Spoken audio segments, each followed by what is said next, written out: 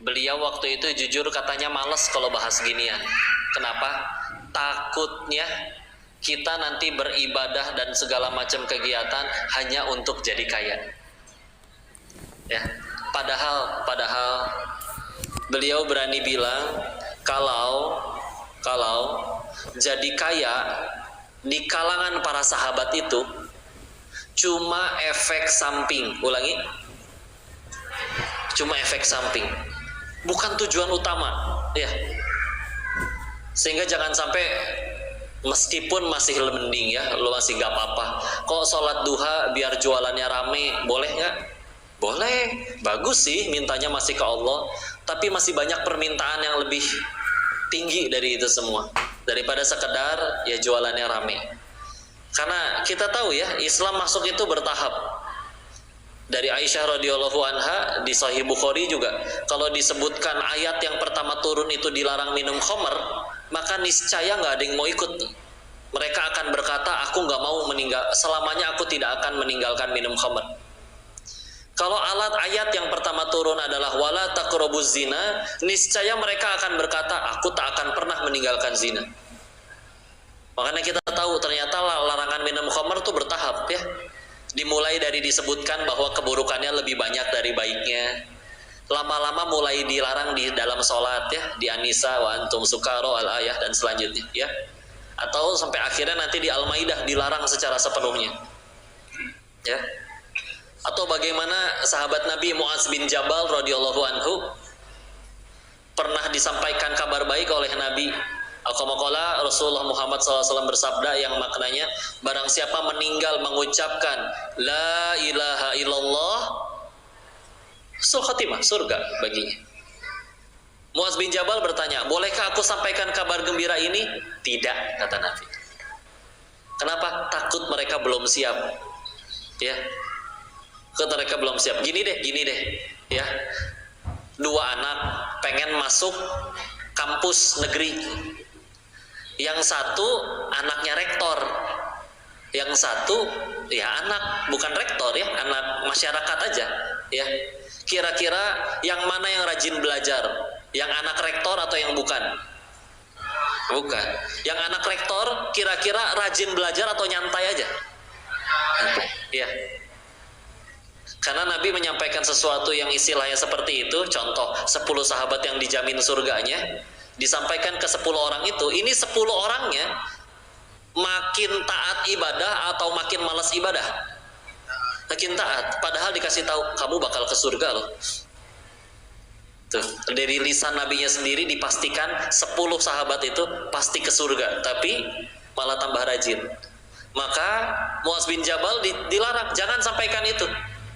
Ya. Kenapa? Nah, belum siap. Walaupun akhirnya Rasulullah wafat lebih awal, lalu Mu'adz bin Jabal menjelang akhir hayatnya baru akhirnya menyampaikan hadis tersebut untuk tidak mau menyembunyikan ilmu dari Rasulullah. Atau tahukah kita periwayat hadis sahih terbanyak Abu Hurairah, yang sahih yang dikumpulkan dari beliau ada sekitar 5.374 hadis. Beliau pernah menyebutkan juga, aku mendapat 3 karung ilmu dari Rasulullah dan hanya 1 karung yang aku sampaikan pada kalian. Ada 2, ibaratnya dari 100% cuman 33% ya, sepertiganya yang disampaikan. Karena menurut beliau yang sisa 2/3-nya yaitu tidak perlu disampaikan pun tidak apa-apa. Karena bisa jadi hanya berita tentang nama malaikat mungkin atau apa yang mungkin belum tentu nambah keimanan. Kalau sekiranya bisa nambah keimanan, baru beliau sampaikan. Ya. Jadi sehingga ini mendorong kita dulu nih, siap, bagus, jadi kaya itu bagus. Tapi kalau jadi kayanya karena aku suka kaya, bukan karena dengan kaya aku bisa jadi makin manfaat untuk sedekah dan berangkatin orang tuanya haji, apapun yang jadi amal soleh, maka ini beliau mengingatkan ya. Beliau mengingatkan ya, karena sekali lagi ternyata untuk jadi kaya di dalam Islam beliau nyebutkan efek samping. Abdurrahman bin Auf, salah satu orang yang akan kita bahas nih dalam bahasan ini, beliau ada salah satu hadis yang diriwayatkan dari beliau berkata, setelah perang Khaybar itu tahun ke-7 Hijriah ya. Sedangkan kan Abdurrahman udah ikut 13 tahun di Mekah, orang ke-8 yang masuk Islam, lalu pindah ke Madinah 7 tahun kemudian baru menang perang Khaybar. Khaybar ini daerah yang penuh panen kurma ya, daerah yang subur, dan beliau menyebutkan, kami baru tahu rasanya kenyang setelah perang Khaybar ini. Secara harafiah ya, benar-benar baru tahu rasanya kenyang setelah perang Khaybar ya. Mereka biasa gitu, dibentuk dulu oleh Nabi. Ingatkah Nabi peperangan pertama, perang Badar? Hari pertama mereka menang peperangan besar mereka, nyaris langsung menjadi hari di mana Islam, Muslim nyaris berpecah jadi 4 bagian. Ya, kenapa? Rebutan ghanimah, rebutan harta. Sehingga Nabi menyiapkan para sahabat terkait harta tuh pendidikannya lama banget. Ya, sehingga ketika akhirnya Abu Ubaidah ibn al-Jarrah pulang tuh bawa ghanimah, masyarakat dari yang tadinya di masjid tuh pada keluar ngelihat, duit tuh, harta banyak, pada keluar, mata udah pada hijau. Nabi ngelihat, senyum, aku tahu kalian senang dengan hal ini dan wajar. Dan kalian akan mendapat bagiannya. Tapi diingatkan, bukan kemiskinan yang aku takut akan menimpa kalian, tapi justru aku takut kalau dunia dibukakan selebar-lebarnya bagi kalian dan kalian berlomba-lomba mengejarnya, dan itu menghancurkan kalian sebagaimana itu menghancurkan umat terdahulu. Jadi sengaja ini disebutin di awal ya, karena sisanya nanti efek samping Pak jadi kaya itu beneran ngikut. Sebagaimana kita dekat sama yang punya toko roti, wajar kalau kenyang makan roti terus. Apalagi kalau dekat sama yang punya dunia. Tapi lihat ya, sampai akhirnya mereka semua pada jadi orang kaya. Itu proses. Anas bin Malik ikut Nabi dari belum akil balik, masih kecil. Meninggalnya di Basroh, di istananya, punya anak cucu total dijumlahin 129. Ya, Masya Allah, dengan harta yang luar biasa. Ya. Abu Hurairah kenal Nabi 3 tahun sebelum Nabi wafat, dan dikenalnya sebagai ahlus sufah, tinggalnya di masjid, makan minumnya dari sedekah para sahabat-sahabat kaya yang lain. Tapi wafatnya di akhir-akhir hidupnya jadi gubernur. Ikut, demi Allah, efek samping jadi kaya itu. Tapi ketika mereka mendapat episode kaya, mereka sudah siap. Dan kalau bukan efek samping, guru kami berkata, jadi kaya di zaman para sahabat itu cuman pilihan. Makanya nanti kalau ada yang tanya, enggak kok, ada loh sahabat yang hidup miskin. Iya ada, tapi bukan karena beliau tidak sanggup kaya, tapi karena beliau memilih lebih mudah untuk dekat pada Allah dengan tidak kaya. Ya, contoh, ada sahabat yang memang disebutkan oleh Nabi, hei kamu, ya, kamu manusia tinggal berdua pun, kamu tak hanya duaan pun, kamu nggak boleh jadi pemimpin. Coba, namanya Jundub bin Junadah, lebih dikenal dengan nama Abu Dzar Al-Ghifari. Coba ya, sahabat Nabi, Pak, soleh. Kita kalau milih pemimpin, kira-kira milih yang soleh atau yang enggak? Yang soleh. Ini solehnya jelas Abu Dzar Al-Ghifari. Tapi Nabi bilang, meskipun kamu cuma duaan, kamu nggak boleh jadi pemimpin. Kenapa? Cara tawakal beliau unik. Ada uang atau rezeki berapa hari itu, habisin sedekah hari itu juga. Besok gimana? Tawakal. Kalau misalkan beliau jadi pemimpin, ya, Indonesia punya harta berapa? Sedekahin semua hari itu. Besok gimana? Se-Indonesia tawakal. Nggak bisa kayak gitu, ya. Makanya Umar bin Khattab ketika akhirnya dibaiat jadi pemimpin, salah satu khutbah pertamanya beliau bilang, aku akan memperlakukan harta negara seperti memperlakukan harta anak yatim. Ada aturannya. Nggak bisa langsung dihabisin kita semua. Ada ponakan ya, orang tuanya meninggal, yatim. Nggak mungkin anak uang segitu banyak punya orang tuanya dikasih ke anaknya masih TK. Pasti dititipin ke walinya dong. Kalau misalkan sedekah aja dah jadi pahala buat si anak, dihabisin semua tuh 18 triliun misalkan. Si anaknya besok nggak tahu mau makan apa, sekolah apa, nggak boleh kan? Nah, Abu Dzar begitu caranya, ya. Ada yang lain, ya. Yang ini kebalikannya. Ada sahabat yang kapanpun dimanapun kamu berada, kamu harus mimpin. Nah, unik ya. Nabi itu kenal banget sama sahabat-sahabat. Siapa beliau? Amr bin As, ya, radhiyallahu anhu. Akhirnya menjadi salah satu yang membuka Mesir, jadi gubernur di sana, ya. Nah, dengan kepemimpinan dan kecerdasannya, beliau sendiri menyebut, lebih mudah bagiku untuk dekat kepada Allah kalau aku punya posisi di masyarakat, baik jadi pemimpin dan juga punya harta. Dan berhasil dibuktikan, sedekahnya memang banyak, kepemimpinannya memang baik. Ya. Kalau Abu Zar memilihnya nggak suka kayak gitu, udah aku menjauh aja. Ya. Tapi tadi ya, kudu siap dulu. Bagaimana tentang bicara harta, ya. Masya Allah. Tetap kita akan bahas insya Allah, ya. Tapi saya pengen mulai dari data dulu, ya. Dirangkumkan dari kitab-kitab sejarah Islam. Bedanya kitab sejarah Islam sama sejarah kalau kayak di buku sejarah, ya. Kalau di kitab sejarah Islam tuh jelas, Pak, bisa dipegang karena ada sanadnya. Penulisnya dengar dari siapa, dari siapa, dari siapa, sebagaimana ya hadis, ya kan? Kan Imam Bukhari nggak ketemu sama Nabi, betul? Tapi tahu dari mana Imam Bukhari bahwa Rasul pernah bersabda seperti itu. Itulah yang disebut rantai sanad, ya, dalam ilmu mustalah hadis. Misalkan Imam Bukhari mendengar dari gurunya Qutaibah bin Sa'id, misal Qutaibah bin Sa'id mendengar dari gurunya Imam Laits bin Sa'ad, Laits bin Sa'ad mendengar dari Imam Az-Zuhri, Imam Az-Zuhri mendengar dari Abu Hurairah, Abu Hurairah mendengar dari Rasulullah, misalkan. Dan orang-orangnya itu bisa ditelusuri seperti apa, thiqah, terpercaya atau tidak. Bahkan ada buku database nama isi orang-orang perawi hadis, bagaimana profil meninggal, lahirnya, karya-karyanya, gurunya seperti apa, profil lengkap. Dari Imam Ibnu Hajar al-Asqalani misalkan Taqribut Tahzib, ya. Wah, itu lengkap. Jadi bisa ditelusuri, bisa dipertanggungjawabkan. Makanya kita lihat, ya, kita kalau mau jadi kaya ada sumber belajarnya. Sebagaimana misalkan ibu kalau punya anak mau jadi pemain bola, belajarnya ke siapa? Ke Lionel Messi atau Chef Juna?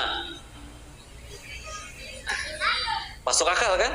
Karena kalau pengen jadi pemain bola, belajarnya ke pemain bola. Mau jadi koki, belajarnya ke koki. Karena kemarin sempat viral di acara TV, saya lihat potongannya. Ya, ada tokoh lah, tidak perlu kita sebut namanya. Berkata beliau kayak gini ke ustadz yang di acaranya, tolong bujuk saya agar mau sholat, nah, katanya begitu, ya. Dan jawaban guru kami masya Allah bagus di situ.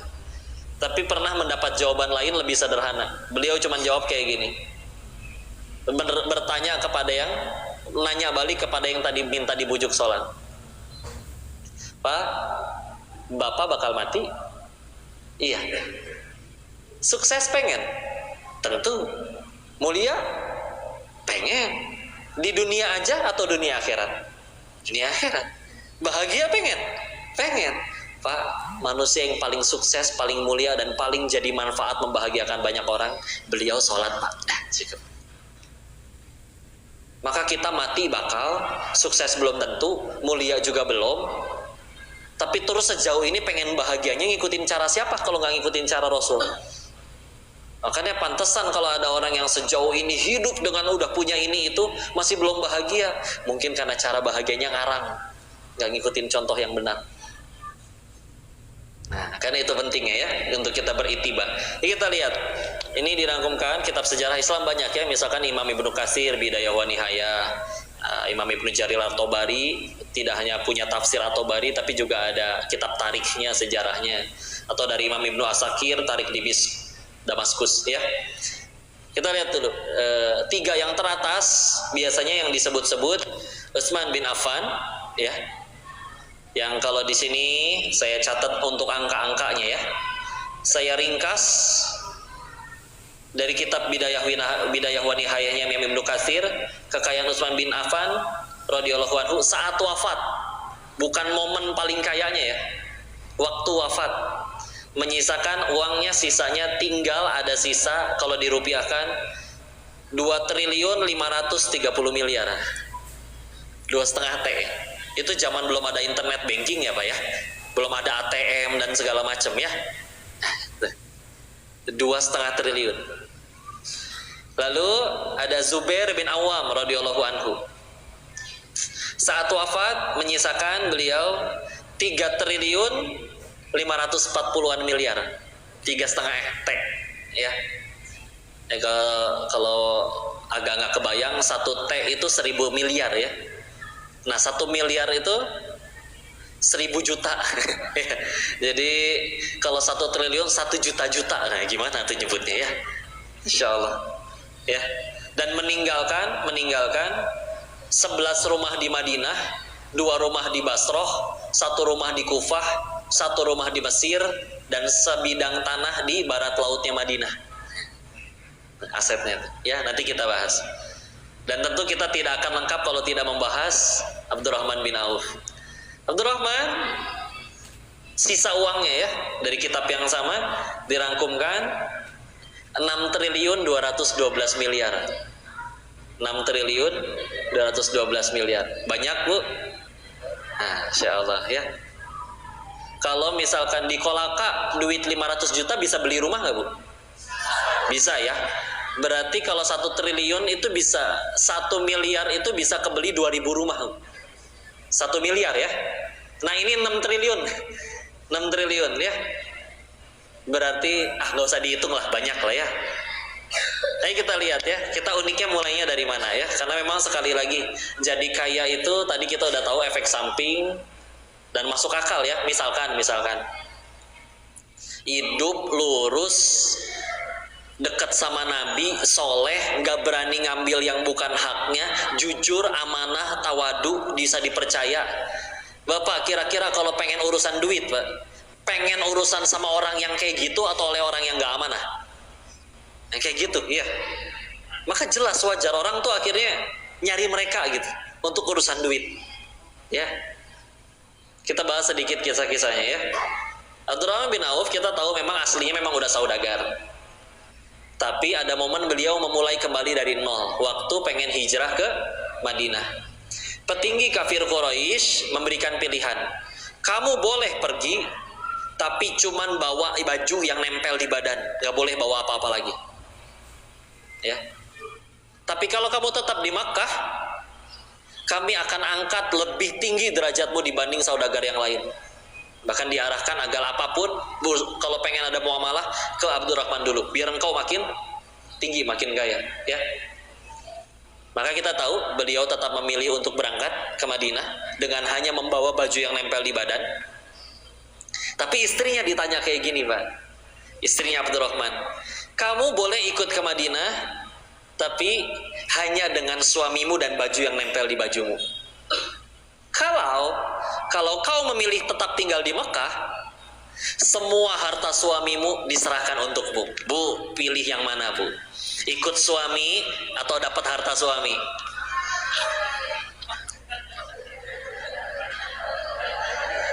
Kata si ibu, tergantung suaminya kok. Tergantung nominal harta suami.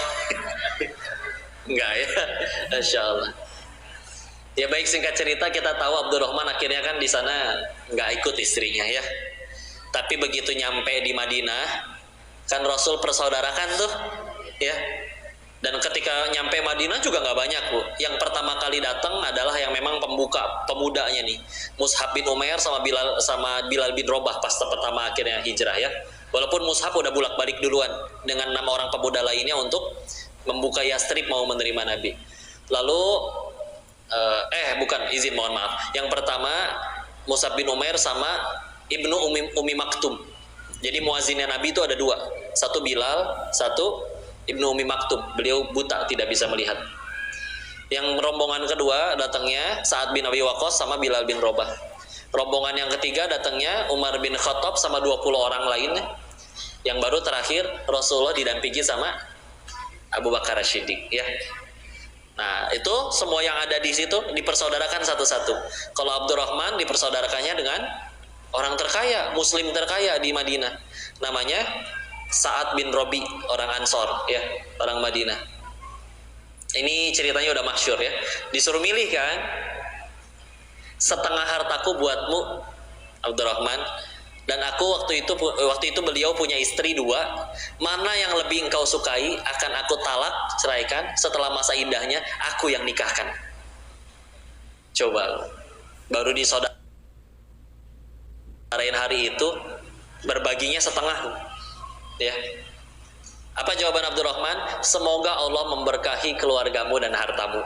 Tolong tunjukkan saya di mana pasar. Masya Allah ya. beliau mulai dengan jualan minyak samin dulu katanya, hari pertama ya.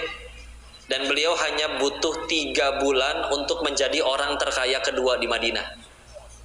3 bulan. Luar biasa ya beliau-beliau itu. Sehingga makanya ya, dari dulu saya belum belajar Islam, dulu suka tuh baca buku-bukunya Robert Kiyosaki tentang motivasi keuangan ya. Memang yang paling pertama dirapihin dulu tuh ini mindsetnya. Kalau dia otaknya dan mindsetnya memang otak orang kaya, dienolkan kembali, dilepas di mana mulai dari nol. Kalau memang orang kaya Pak, asli Pak, bakal naik lagi. Tapi kalau memang ininya yang belum siap mindsetnya, mau dapat warisan segimana juga habis. Ya, makanya memang itunya kudu disiapin ya.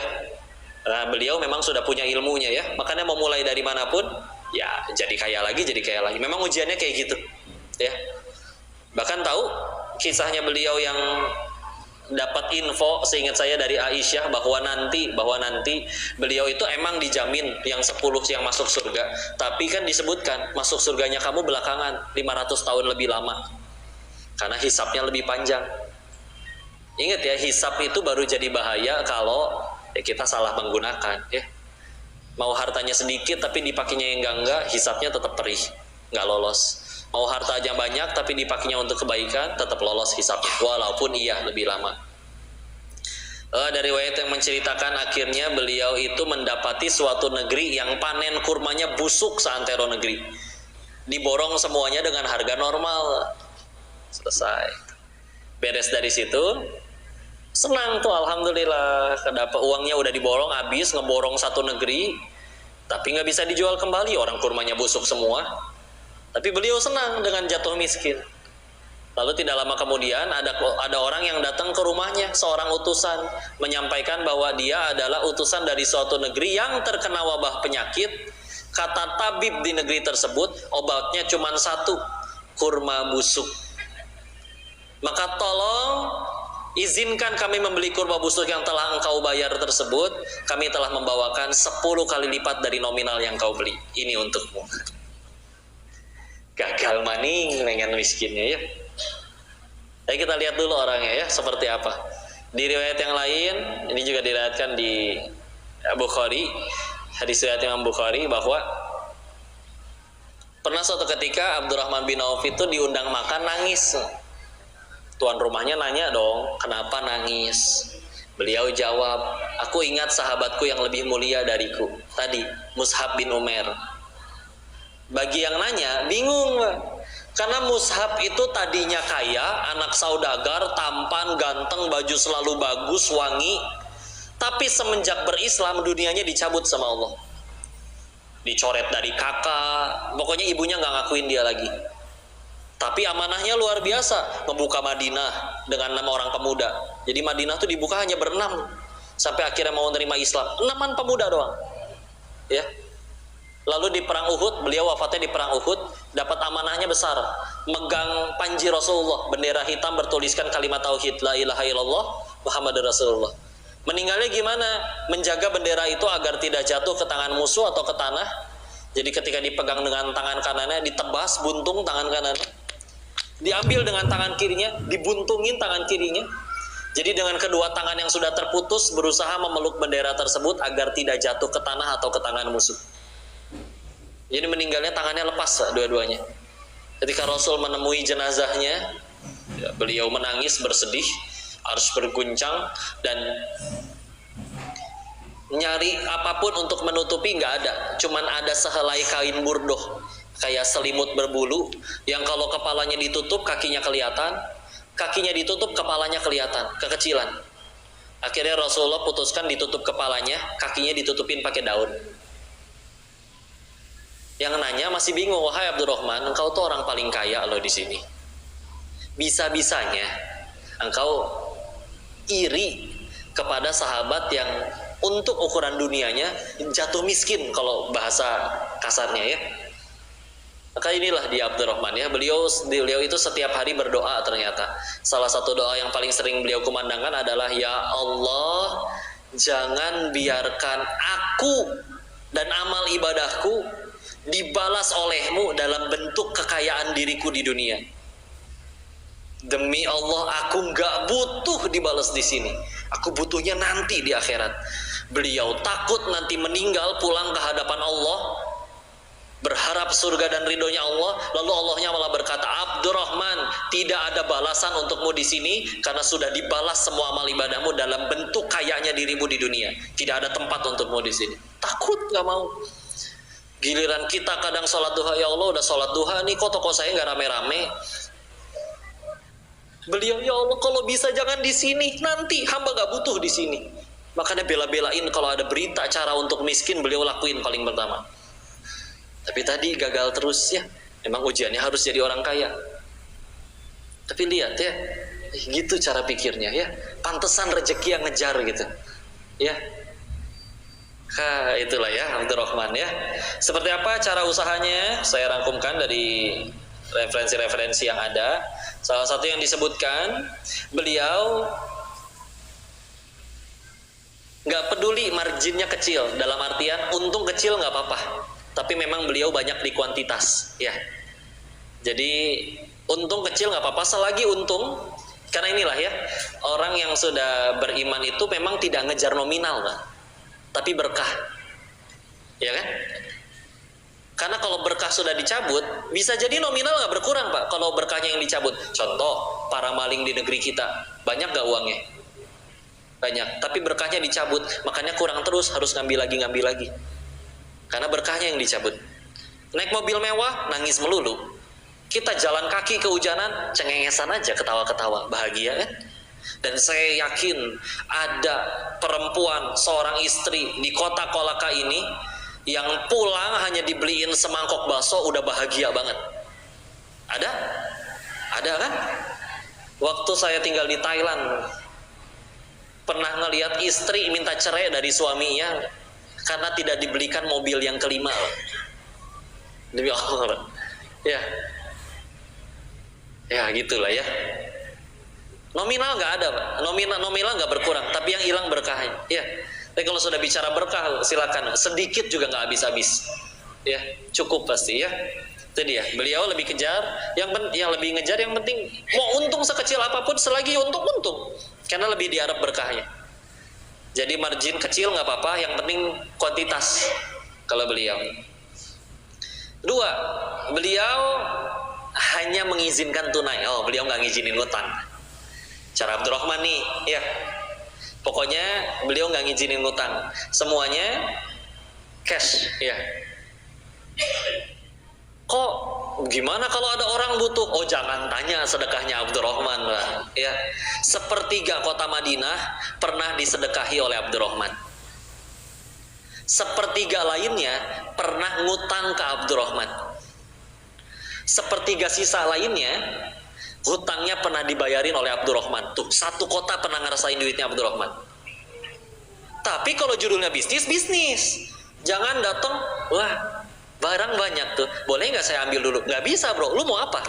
Kalau bisnis, yuk kita ngobrol. Kalau memang pengen minta, nih saya kasih. Tapi tolong yang jelas, bisnis, minta sedekah. Kan kadang kita ngegampangin kan, dia mah kaya, keambil 10.000 juga nggak akan nagih kali. Nggak bisa. Utang tuh urusannya berat di hadapan Allah nanti setelah meninggal ya. Jadi kalau mau bicara sedekah, minta nggak mampu silakan ngobrol. Tapi bisnis ya. Tuh beliau benar-benar memisahkan itu ya. Ini kalau Abdurrahman.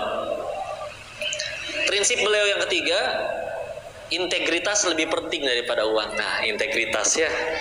Sebagaimana ya, ini juga anaknya Imam Asy-Syafi'i, ada yang berdagang jualan kain, sudah dibayar, beliau manggil lagi perempuan yang beli tadi ya, mohon maaf tolong bawa kembali kainnya. Kenapa? Sudah saya bayar, kurangkah uangnya? Enggak, saya baru ingat di kain tersebut ada cacatnya.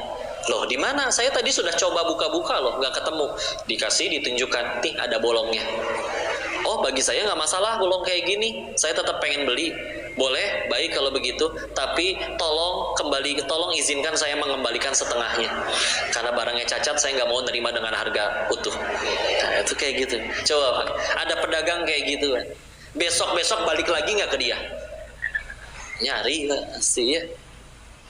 Karena kan di zamannya itu kan ya pasar kan di Madinah tuh dulu udah banyak ya, ada pasar orang Yahudi, pasar Ka'ab bin Ashraf ya. Nah itu ya kadang dicampur ya, kurma yang segar sama kurma yang ini di bawahnya, susunya dicampur dengan air ya. Kalau orang Islam kan kayak gitu bilang, ini misalkan jualan ayam, ini ayam berapa? Tapi ayam saya ini nggak fresh loh, yang kemarin. Kalau pengen beli nggak apa-apa, tapi harganya saya kurangi ya. Dan jelas kayak gitu. Karena benar-benar nggak mau ngecewain, ya. Kan seperti itu ya. Integritas lebih penting. Lalu tadi ya bekerja untuk keberkahan. Dan beliau, nah ini rumus yang juga penting nih, hanya menjual yang berkualitas. Jadi semadinah itu tahu Pak, kalau pengen nyari barang tertentu dan kita pengen cari yang kualitasnya paling bagus, carinya Abdurrahman. Nah gitu. Ya kan ya, kita juga mungkin kalau misalkan kita pengen beli apa misalkan, handphone lah ya.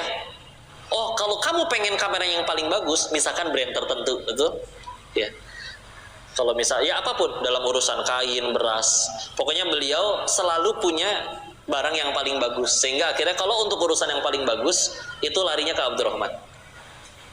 Itu kalau Abdurrahman bin Auf ya, sebagian dari prinsip-prinsipnya ya. Dan tadilah yang paling utamanya memang yang paling dikejar adalah keberkahan. Selanjutnya kita pindah sahabat. Sekarang Zubair bin Awam. Zubair bin Awam itu unik Pak ya. Beliau meninggal itu kan di perang Jamal ya, di zamannya Ali bin Abi Thalib radhiyallahu anhu. Udah berpesan kepada anaknya, ini di Sahih Bukhari, Abdullah, bahwa nanti beliau udah feeling bahwa beliau akan wafat gitu ya, punya firasat. Maka ketika Zubair bin Awam wafat itu sebetulnya beliau ninggalin utang. Loh, katanya salah satu sahabat yang paling kaya, kok ninggalin utang? Ya, beliau ninggalin utang dan cukup banyak. Di sini tidak dikutipkan, saya juga belum mencatat kitabnya di rumah. Seingat saya sekitar 220.000 dirham atau sekitaran itu ya. Tapi beliau tadi itu punya 11 rumah di Madinah, 2 rumah di Basrah, 1 rumah di Kufah, 1 di Mesir, dan ada sebidang tanah 6 km dari Madinah, barat laut Madinah. Dan beliau ngutangnya bukan ngutang yang nggak penting gitu. Karena beliau di zamannya beliau hidup itu dijadikan kalau zaman sekarang mah tempat nitip uang. Ya ada orang nyebutnya bank ya. Jadi karena beliau amanah terpercaya jadi nitipnya ke beliau. Tapi setiap kali ada yang nitip, beliau bilang tolong akadnya jangan nitip, jangan wadiah. Ya. Tapi minta akadnya adalah hutang. Loh, kenapa? Karena kalau titipan Pak, yang dititipi nggak boleh make. Betul ya? Ini gade lah, gade aja. Gade kan juga boleh dalam Islam ya. Tapi kalau digade terus ternyata kita pakai, ternyata itu nggak boleh Pak. Ya. Nah ini kalau misalkan dititipi kan beliau nggak boleh pakai uangnya. Nitip 100.000 balik masih 100.000 dan 100.000-nya nggak boleh dipakai. Tapi kalau akadnya hutang boleh dipakai kan? Pak, saya boleh pinjam uang 1 juta. Setelah Bapak pinjemin, boleh saya pakai untuk apapun nggak uangnya? Modal jualan kayak apapun, yang penting saya balikinnya tetap 1 juta kan. Nah, makanya beliau meminta setiap kali ada yang nitip boleh, tapi akadnya jangan nitip, tolong jadikan hutang. Itulah yang menyebabkan beliau meninggal punya hutang. Tapi tolong lihat, asetnya sudah sebanyak tadi, belum kehitung cashnya ya. Sehingga akhirnya setelah itu semua ada yang dijual-jualin, itu putranya Abdullah menanti selama 4 tahun baru membagikan warisan ayahnya kepada adik-adiknya. 4 tahun tuh, dan adik-adiknya nggak ada yang berantem rebutan 4 tahun. Karena kan berita kematian di zaman itu kan nggak kayak sekarang, tinggal di update status nyebar kemana-mana ya. Jadi beliau nunggu sampai 4 tahun. Silakan yang pernah nitip uang dengan akad tadi hutang ke ayahku silakan datang. Dikumpulin dulu sampai 4 tahun, karena memang seharusnya aturan ngebagi warisan gitu ya. Setelah semua utang lunas baru boleh dibagiin warisannya, jangan langsung ya habis dibagiin, yang buat bayar utangnya malah udah kepake duluan sama anak-anaknya, nggak boleh ya secara fikihnya. Maka ya tadi ya, ketika akhirnya 4 tahun selesai, lalu sudah dianggap sudah semuanya balik uangnya, maka sisa uangnya tadi Pak, masih ada sisa 3,5 T ya. Unik ya Zubair bin Awam. Begitu ya. Dan selanjutnya Utsman bin Affan ya tadi ya, tidak urutannya memang di bawah kalau untuk kekayaannya dibandingkan Zubair bin Awam maupun juga dengan Abdurrahman bin Auf. Tapi ya kita tahu ada sumur yang masih sampai sekarang digunakan, pahalanya masih mengalir untuk beliau ya. Maka ya beliau juga saudagar ya, cuman karena memang lebih juga sibuk mengurus kepemimpinan, maka Masya Allah, sebagaimana dulu Abu Bakar As-Siddiq radhiyallahu anhu juga kan sama pengusaha juga. Tapi ketika akhirnya jadi pemimpin, beliau tuh pernah minta izin Pak, kepada para sahabat yang lain. Aku ayah, aku kakek, boleh nggak aku sambil jualan ke pasar? Kata sahabat yang lain, kalau ibarat zaman sekarang kan, ya masa iya presiden sambil buka toko, yang ngurus negara gimana? Ya udah akhirnya diputuskanlah, akhirnya dapat istilahnya kafalah ya, dapat gaji gitu ya dari ngurus negara. Berapa gajinya Abu Bakar As-Siddiq ngurus negara itu? Sehari 1,5 ekor kambing. Jadi kalau dalam 2 hari beliau dapat 1 ekor kambing per 2 hari ya. Cuman uniknya Pak, beliau itu 2 tahun aja mimpinnya, wafat. Lalu setelah 2 tahun masa kepemimpinan, beliau punya wasiat. Salah satu wasiatnya adalah untuk bersedekah senilai jumlah harga kambing yang pernah dia terima selama 2 tahun, disedekahkan ke negara. Sehingga bisa dibilang beliau mimpin negara 2 tahun gratis, gak dibayar. Segitunya ya. Bukan berarti yang akhirnya nerima jadi nggak boleh, tetap halal, namanya udah kerja ya, kerja untuk sesuatu lalu mendapat bayaran untuk pekerjaannya, itu kan halal. Cuman ini mah ya luar biasanya Abu Bakar As-Siddiq aja ya, pengetahuan tambahan bagi kita ya. Mereka punya kemampuan sifat-sifat yang luar biasa Pak. Sebagaimana misalkan suatu riwayat, mereka para sahabat-sahabat yang senior itu termasuk Abu Bakar berbaiat, berjanji juga kepada Rasul untuk benar-benar hidup mandiri. Seperti misal suatu ketika pernah cemeti pecutnya Abu Bakar itu jatuh, beliau lagi di atas kuda. Kalau misalkan Bapak lagi di motor ya, jatuh ya, di sekeliling ada teman-teman kita, Pak pulpen saya jatuh boleh pangambilin ya? Bisa. Dan semua pasti suka rela, masa yang cuma ngambilin cemeti aja nggak mau ngambilin ya. Jangan beliau mah karena sudah berjanji kayak nggak pernah mau, selagi bisa ngelakuin sendiri, lakuin sendiri. Turun dari kudanya, ambil cemetinya, naik lagi. Abu Bakar ya, segitunya.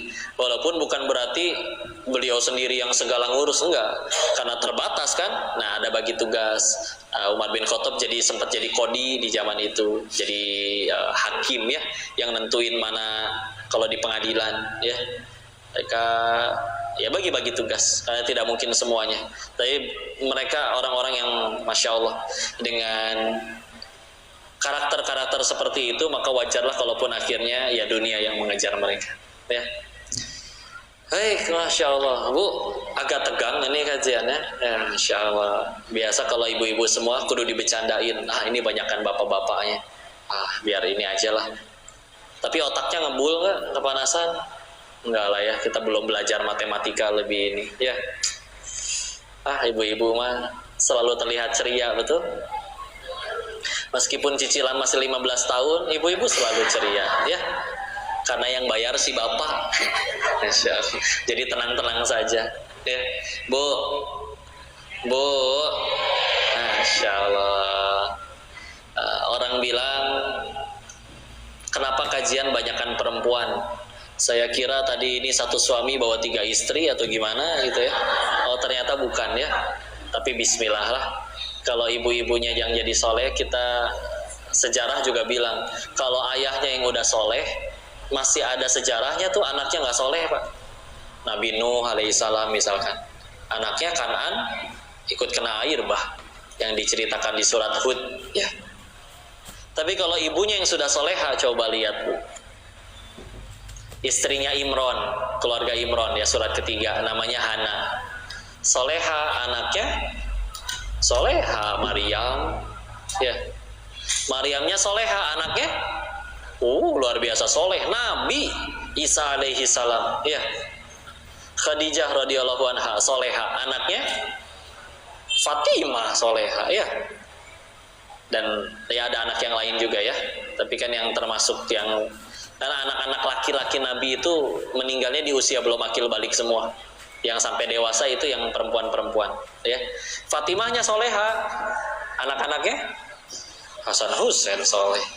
Jadi meskipun kadang pengajian, banyakkan ibu-ibunya, tetap aja. Kalau ibu-ibu di sini soleha semua, masa depan negeri kita bismillah, mudah-mudahan ngasihin anak yang soleha, ya. Ya kan rahim adanya di mereka, kita pengen ngelahirin nggak bisa, apa ya? Ya Allah. Orang bilang potensi paling sakitnya laki-laki itu cuma patah tulang. Tapi kalau cewek, perempuan, potensi perasa paling sakitnya untuk fisik ya, jadi bukan patah hati ya, fisik nih. Yang lebih sakit dari patah tulang apa Bu? Melahirkan ya. Kata orang medis pernah ngobrol, melahirkan itu 27 kali lipat lebih sakit daripada patah tulang. Luar biasa. Tapi siapa di sini yang udah ngelahirin lebih dari satu kali? Tuh kan?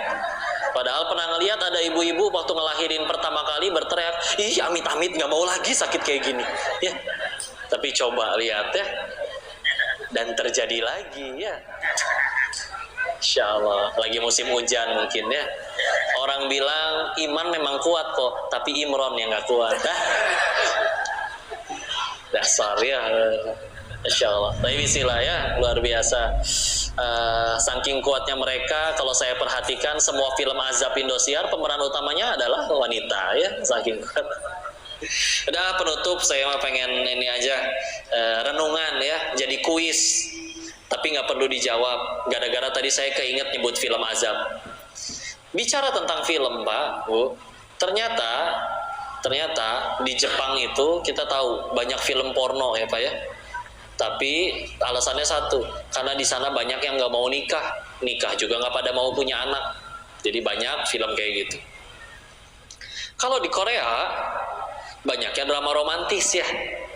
Kenapa? Karena di sana perceraian tinggi, jadi nikah tuh dibikin indah banget gitu ya. Kalau di Indonesia Pak Bu, kenapa ya banyaknya film azab? Allah si Ade ya. Mungkin karena ngakunya bertuhan tapi tidak takut Tuhan ya. Maka bismillah lah, kita berniaga ngapain semuanya harus jadi amal soleh, jadi ibadah. Futur pasti akan datang. Yuk, lagi malas baca Quran, paksain baca Quran. Malas ke majelis ilmu, paksain ke majelis ilmu.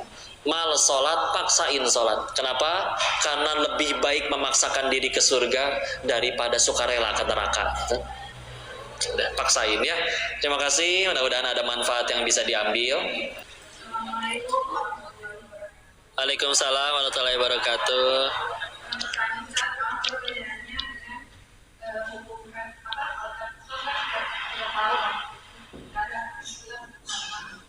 Hukum karma ya. Ya.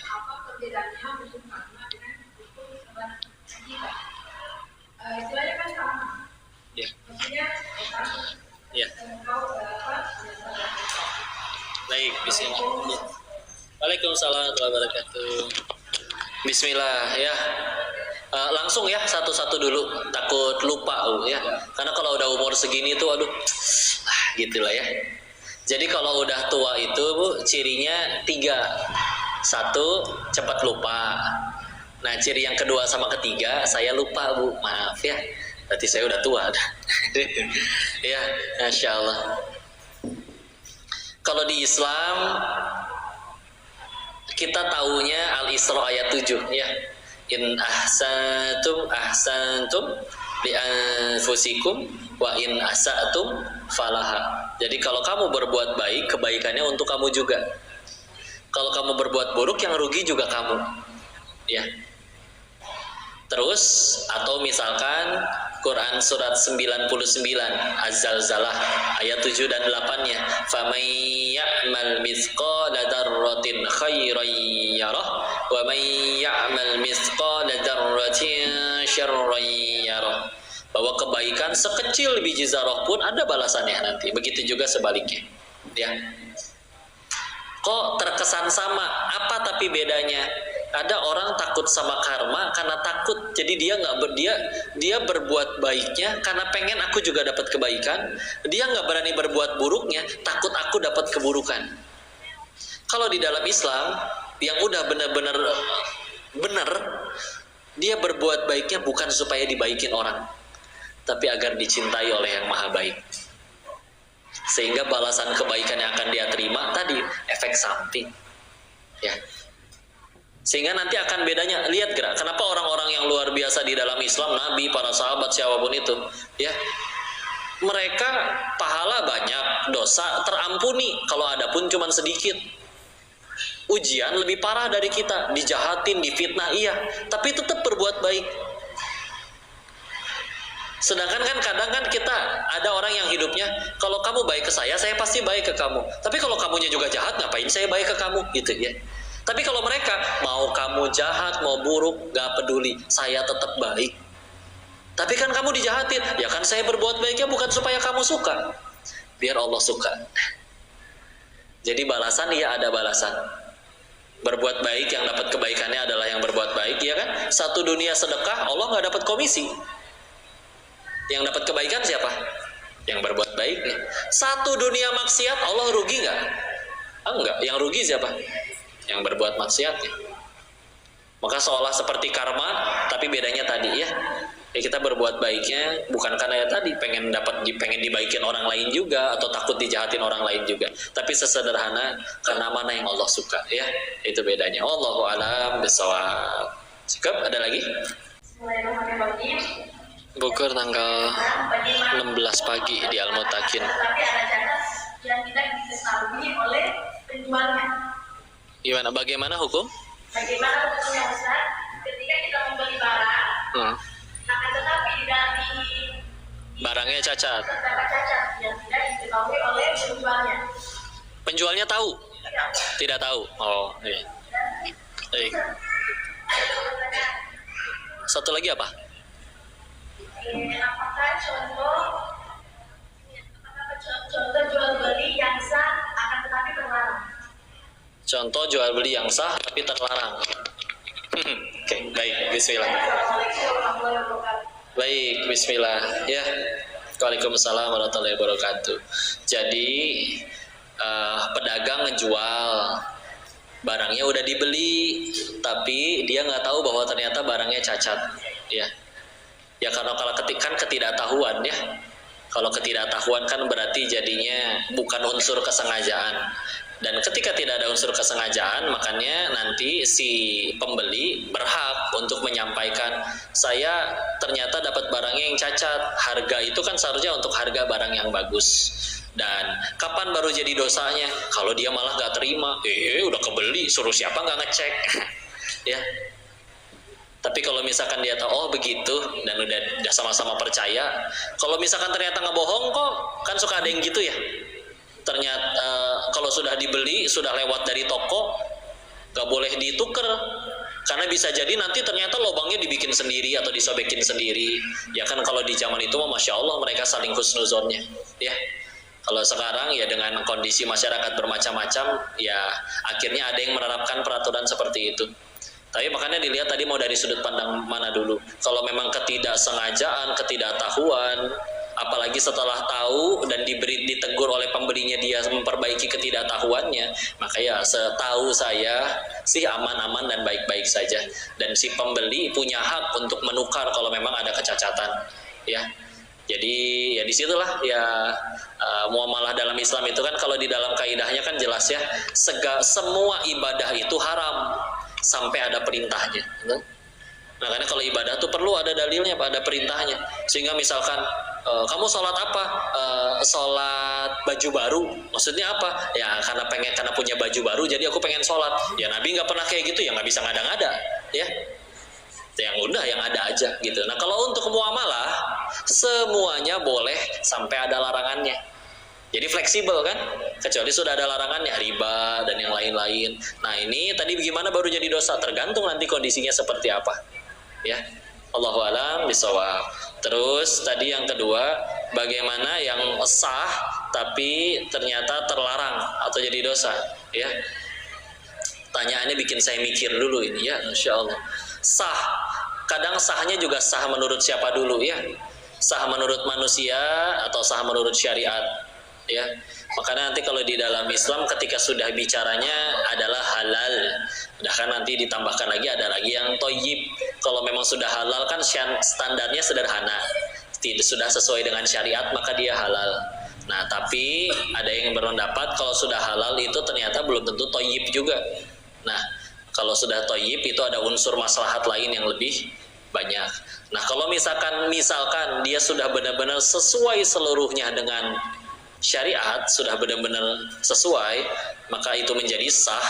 Maka saya juga jadi bingung terlarangnya belah mana lagi, kecuali kalau maksudnya sah menurut peraturan, entah di negaranya, entah di pasar itunya punya peraturan tersendiri tapi bertentangan dengan syariat, maka bisa jadi itu ada jual beli yang sah tapi ternyata terlarang menurut syariat, ya.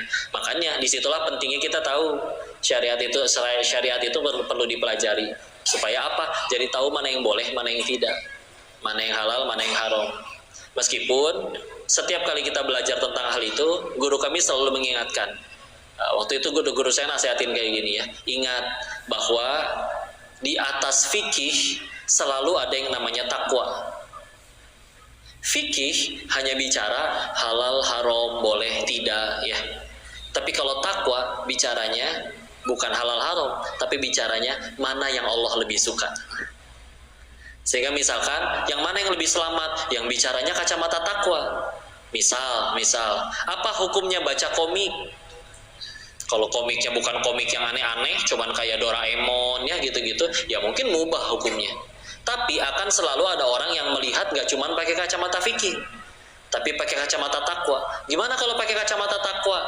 Yang saya tahu baca Quran sama baca komik, Allah lebih suka mana? Baca Quran. Ya udah dia lebih pilih baca Quran, meskipun ternyata baca komik nggak dosa. Nah itu lebih menyelamatkan. Makanya nanti ketika kita bermuamalah, ya penting ini halal atau haram, terlarang atau tidak. Tapi yang lebih di atas itu semua, yuk ini muamalah ini, jual beli ini Allah suka atau tidak, ya. Kalau udah itu yang jadi patokan jauh lebih menyelamatkan, ya. Mungkin itu dulu jawaban yang bisa diberikan, ya. Wallahu a'lam bishawab. Mudah-mudahan bisa menjawab pertanyaannya. Waalaikumsalam warahmatullahi wabarakatuh. Tapi kami mendengar sedikit sejarah waktu Komunis di Thailand, sebagaimana disampaikan di podcast pernah menjadi bandar itu kita di Kolaka untuk judi online itu dengan narkoba pesat. Jadi bagaimana supaya ada sedikit penjelasan dari terkait dengan pernah jadi bandar judi. Waalaikumsalam warahmatullahi wabarakatuh. Ya, ada episode dalam hidup saya yang saya sesali, yaitu berbisnis di Thailand dan bisnisnya haram. Nggak cuman itu, bahkan sempat juga punya sampingan. Awalnya ada yang suka nyicil, suka minjem duit, tapi merekanya bilang, udah saya bayarnya yang lebihin deh. Akhirnya saya malah ikutan jadi rentenir waktu itu, ya. Jadi disesali. Dan kalau bicara tentang perjudian, saya sudah sering sampaikan bahwa cara menang judi itu cuma dua. Satu, dia lagi dikasih sama bandarnya, atau dua, jadi bandar. Sisanya gak ada pemain yang menang karena dia udah jago ngitung, prediksi dan yang lain-lain, gak ada. Bandar itu di situ seolah bermain jadi Tuhan, bisa nentuin hari itu siapa yang menang, siapa yang kalah. Kalaupun lagi ada yang menang, lagi dikasih, ya. Jangankan, makanya ini juga jadi ajakan, ya. Jangankan judi yang bisa diatur. Bapak, Ibu kalau pernah lihat ada mesin capit boneka, tahu nggak? Masukin koin nanti bisa nyapit boneka atau keluar. Ada di sini di Kolaka, ya. Itu kalau Bapak nyobain beli mesinnya, Nanti ditanya sama teknisinya, ini mau di putaran keberapa bu? Apa maksudnya? Iya, kalau ibu milih di putaran ke-10, nanti di putaran ke-10 nyapitnya dia keras, jadi bonekanya nggak akan jatuh, kuat. Ya, oh gitu. Ya iya, kalau setiap capitan kuat, ya ibu tekor lah. Misalkan satu koin 10.000, harga bonekanya 80.000. Berarti kan minimal harus 8 orang kalah dulu baru balik modal, betul? Ya kayak gitu aja diakalin. Apalagi judi. Kami dulu menyebut orang-orang yang jadi sebagai pemain judi, salah satu istilah yang kami sebut, mereka itu adalah sapi perah. Ya terus aja setor duit ya dengan sukarela, diiming-imingi ada peluang menang, padahal itu cuma dikasih. Dari 10 yang main, 8 kalah, 2 menang. Salah satu sifat buruknya manusia, mereka suka kepedean. Saya pasti si 2 orang beruntung tersebut. Kata siapa? Ya. Jadi itulah ya. Jadi kok itu ada yang menang? Ketika ada yang menang, Bandar gak rugi karena ada pemain lain yang kalah.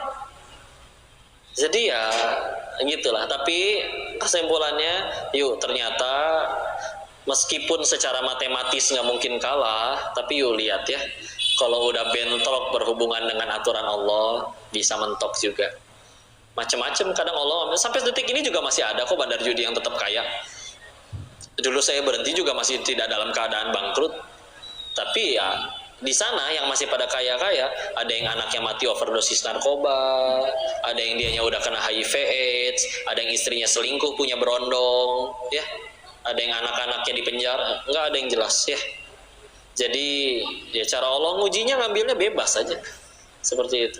Jangankan judi lah, di kalangan orang Tionghoa sendiri kadang ada yang usaha sarang walet, tau nggak? Sarang walet dijualin, itu aja mereka percaya mitos loh. Itu kan yang diambil jadi sarangnya kan sebetulnya rumahnya ya, tempat si burung itu naruh telurnya, anak-anaknya, dan kalau diambil kan tempatnya nggak ada. Jadi anak-anaknya pasti mati. Makanya biasanya yang punya sarang walet, katanya mitosnya, anak-anaknya kadang-kadang ada yang kayak gitu. Ada yang autis, ada yang gimana, ada yang wallahu alam ya. Kita mah percayanya itu mah takdir dari Allah ya, bukan gara-gara apa-apanya. Atau kadang mereka percayanya karma. Ini apa-apa lagi jelas-jelas judi. Ya. Makanya kembali, kemenangan terbesar dari seorang penjudi adalah ketika dia sanggup untuk berhenti. Bukan ketika menang banyak dan lain-lain, enggak. Kok berhenti tapi dalam kondisi kalah? Demi Allah itu pertolongan. Lumayan, sakit hatinya gugurin dosa. Daripada menang terus sampai meninggal, repot dibalasnya semua di akhirat. Ya.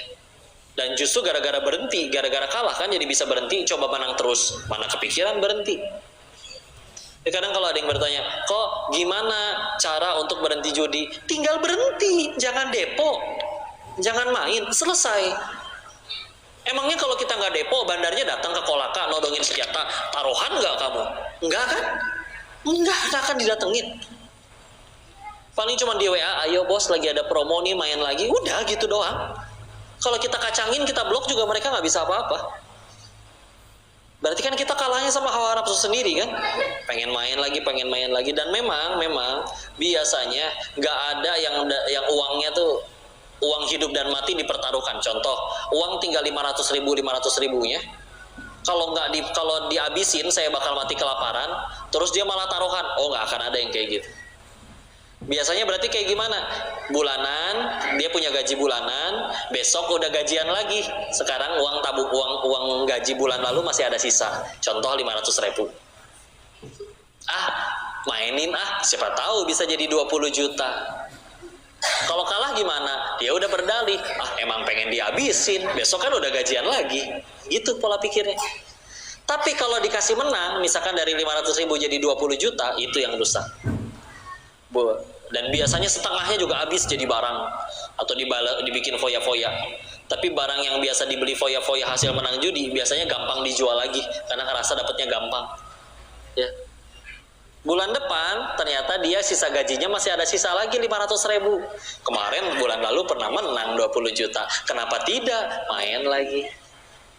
Ketika udah main 500, dia punya pikiran, tinggal taruhan 1 juta, 1 kali menang 500 saya balik, berikut keuntungannya.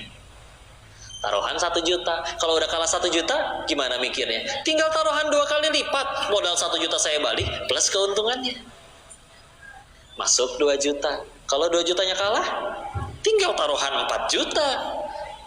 2 jutanya nanti balik, plus keuntungannya. Kalau 4 jutanya kalah, otaknya mulai ngebul biasanya. Aduh, saya ngumpulin 4 juta aja, nabung nih 3 bulan. Mendingan tetap nabung 3 bulan atau maksain nyari 8 juta dan ini bisa kembali dalam 1 hari. Temannya lewat bawa motor, bro pinjem dong motor, pengen ke warteg beli makanan, ternyata digade sama dia, dapat 8 juta, nyemplung. Pikirannya kan buntu, hanya dengan 1 kali kemenangan, motor teman balik, modal saya balik, selesai kan? Kalau 8 jutanya kalah, makin ngebul itu kepala. Karena pilihannya nabung selama setahun atau maksain duit, nyari dapat duit 16 juta dan dengan 16 juta sekali menang selesai taruhan. Pergi ke rumah orang tuanya lagi di toilet, masuk ke kamar ibunya, diambil surat tanahnya, udah. Ketika udah nyampe tingkatan kayak gitu, bandar beserta algoritma, mesin dan teknologinya sudah tahu dia sudah masuk lingkaran setan, gak akan dikasih menang. Karena dia sudah nyampe di tingkatan gak akan berhenti main sebelum mentok gak ada modal lagi. Karena dia gak akan rela kehilangan uang yang udah lebih besar daripada kemenangan dia dulu. Sedangkan satu-satunya yang menawarkan kujang uang secepat itu hanya perjudian. Maka pasti lakuin segala macam cara. Udah kalah di psikologis, itu udah lingkaran setan ya. Tapi tetap ya jadi bandar pun ya mentoklah sama aturan Allah. Kami menyaksikan dan merasakan semua hal yang katanya adalah sumber kebahagiaan. Silakan cicipin sendiri, nggak bahagia juga. Lebih tenang kayak gini, enak ngaji aja udah. Bahkan ketika ditanya, kok apa cara yang kau lakukan untuk menghentikan perjudian? Ya gini, ngaji. Daripada saya datang lagi ke tempat saya kasino kami dulu, bawa senjata, nodongin kepala mereka satu-satu, berhenti jadi bandar nggak lu semua? Kalau mereka emang nggak mau berhenti, saya pulang mereka gitu lagi. Tapi kalau lewat jalan kayak gini, bismillah, ada yang ngedenger atas seizin Allah bolak-balikan hatinya, bisa jadi lebih takwa tuh daripada kita. Udah kayak gini ngaji, tenang. Ya, singkat cerita ya kayak gitulah ya. Dan mudah-mudahan di cerita singkat ini cukup menjelaskan. Mudah-mudahan nanti ada waktu yang lebih panjang buat ngebahas judi lebih lanjut. Ini diantara 6 kajian di Kota Kolaka, nggak tahu, saya belum lihat judul-judulnya lagi. Mungkin akan ada yang bahas perjudian ya, cara menang judi, nggak ada ya. Allahu a'lam bishawab. Mungkin itu dulu yang bisa kami sampaikan. Jazakallahu khair.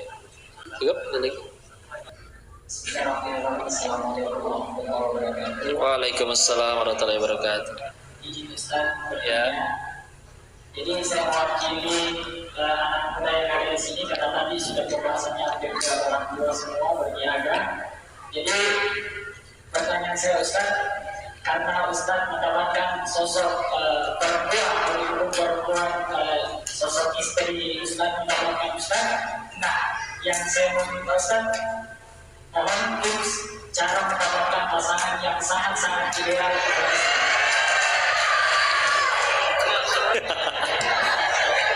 Ya. Masya Allah. Ini jomblo juga. Masya Allah. Jomblo apa duda?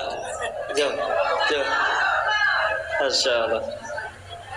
Masya Allah. Antum udah bikin CV belum? CV ta'aruf.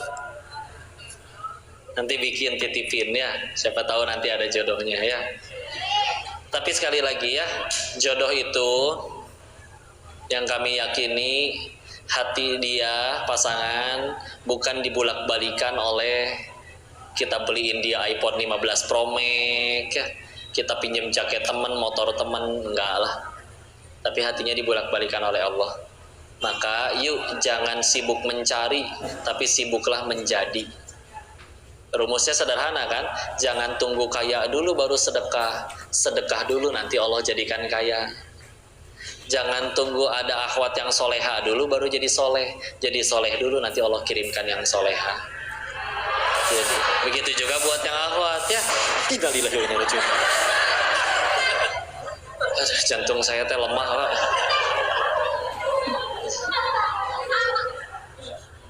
Insyaallah ya. Jadi kalau misalkan ya gitu ya. Jadi kalau misalkan ditanya apa rumusnya, ya sudahlah, layakkan diri aja di hadapan Allah, baru nanti Allah kirimkan yang terbaik. Nanti ya kita buat kajiannya untuk para pemuda ya, biar bahas itu lebih banyak. Wallahu a'lam bishawab. Assalamualaikum warahmatullahi wabarakatuh. Waalaikumsalam warahmatullahi wabarakatuh. Ini pertanyaan Ustaz. Di masa sekarang ini marak yang menggunakan arisan emas atau cicilan emas. Tapi saya pernah mendengar bahwa katanya arisan emas atau cicilan emas itu dilarang karena emas merupakan benda bersifat bawi. Oh gitu. Saya ingin bertanyakan apa itu memang benar adanya dan apa maksudnya bahwa emas itu bersifat ribawi, apakah karena harganya tidak menetap atau bagaimana? Terima kasih. Baik, bismillah ya, Masya Allah. Ditanyakan terkait arisan emas. Jujur saya belum tahu sistemnya, Bu. Itu sistem arisannya kayak gimana. Karena arisan yang saya tahu itu biasanya misalkan 10 orang, masing-masing 1 juta. Lalu tiap bulan dikocok 1 kali, semua kebagian menang 10 juta, 10 juta, 10 juta, 10 juta selama setiap bulan. Ya, saya cuma taunya sistem yang itu. Kalau yang emas, saya belum tahu itu sistemnya gimana. Jadi hadiahnya bukan duit gitu atau malah jadi emas. Karena saya belum tahu hukumnya, saya izin tidak berani menjawab ya. Jadi saya tidak tahu. Tapi kalau sistem arisan yang normal yang biasa ya, kayak tadi ya, yuk 10 orang yuk kita 1 juta 1 juta, nanti setiap sebulan sekali dikocok.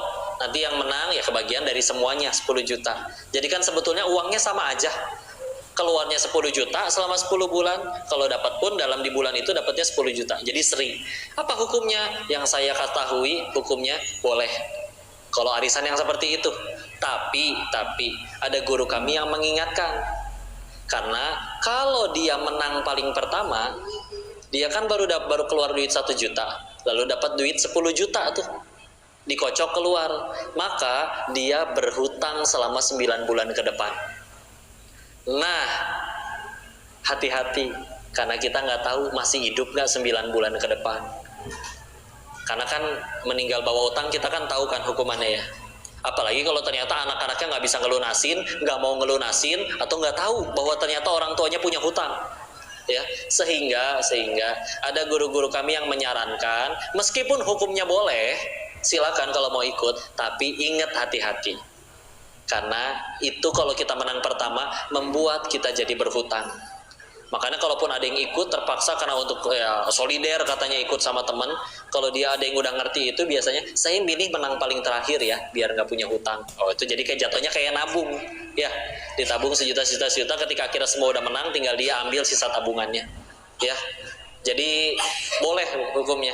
Kalau yang arisan tadi, kalau yang arisan emas karena saya belum tahu, saya tidak berani jawab.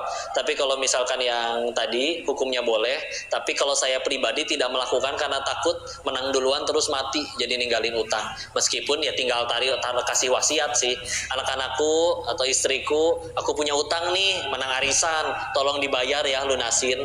Ya tapi ya kalau bisa untuk tidak berhutang sih saya memilih untuk tidak berhutang. Walaupun sekali lagi hukumnya mubah, boleh. Wallahu a'lam bishawab. Mudah-mudahan bisa menjawab pertanyaannya. Ya,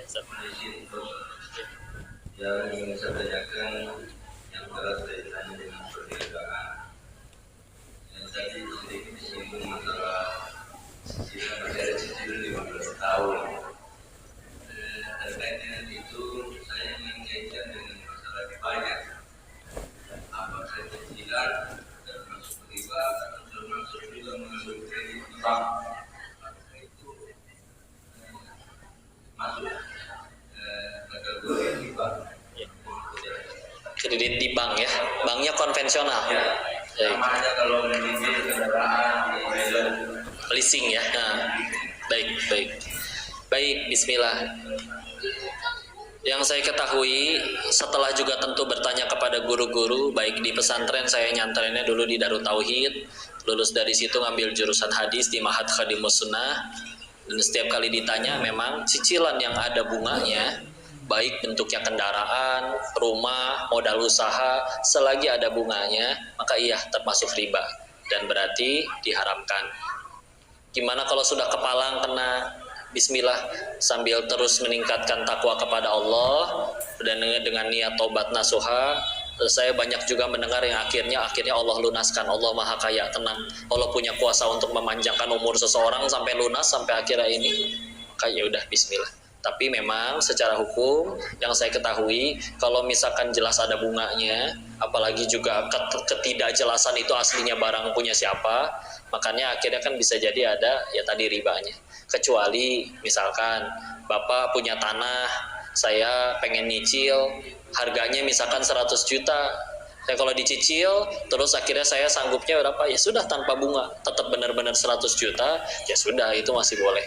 Walaupun juga masih ada yang, tapi nanti beda ya antara bunga sama ada yang membedakan. Jual cash harganya segini, jual dicicil harganya nanti beda. Tapi itu beda dengan kalau misalkan sistem bunga yang pakai berapa persennya, ya.